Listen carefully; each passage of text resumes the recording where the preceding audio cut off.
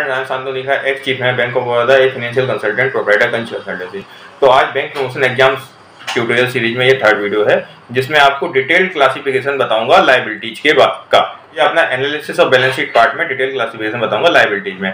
तो लायबिलिटीज क्या होता है? मेनली सोर्सेज ऑफ फंड होते हैं। तो पहला पार्ट आता है नेटवर्थ और इक्विटी, जिसको ओनर्स फंड भी कहते हैं, मतलब जो बिजनेस के मालिक ने डाला है। अगर ये प्रोप्राइटरशिप है तो ओनर्स फंड होगा, कैपिटल कहलाएगा।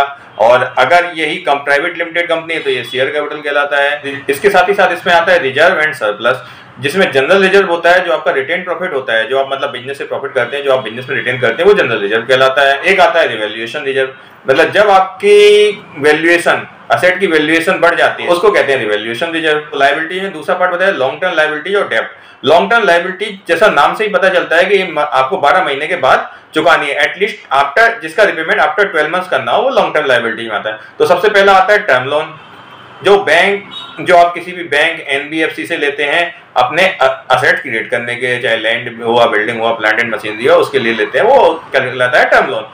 फिर आता है आपका डिबेंचर्स, नॉर्मली कंपनीज के द्वारा रेज किए जाते हैं फंड रेज करने के लिए। थर्ड आता है अनसिक्योर्ड लोन। अनसिक्योर्ड लोन आपका फैमिली या फ्रेंड्स से जो आपको बिजनेस के लिए फंड मिलता है, वो अनसिक्योर्ड लोन कहलाता है। और थर्ड आता है शॉर्ट टर्म लायबिलिटी या करेंट लायबिलिटी।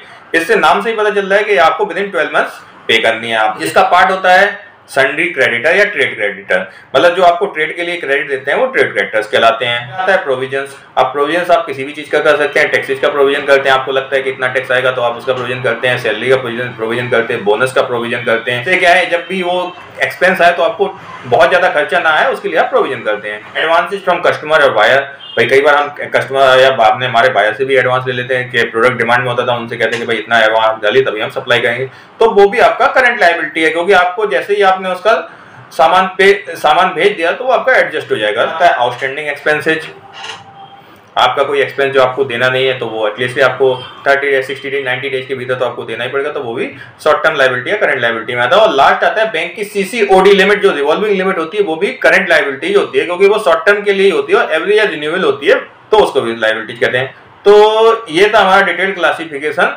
लायबिलिटीज पर। तो हमारे कच्छ कंसल्टेंसी को ज्वाइन करिए और ऐसे वीडियो देखते रहिए।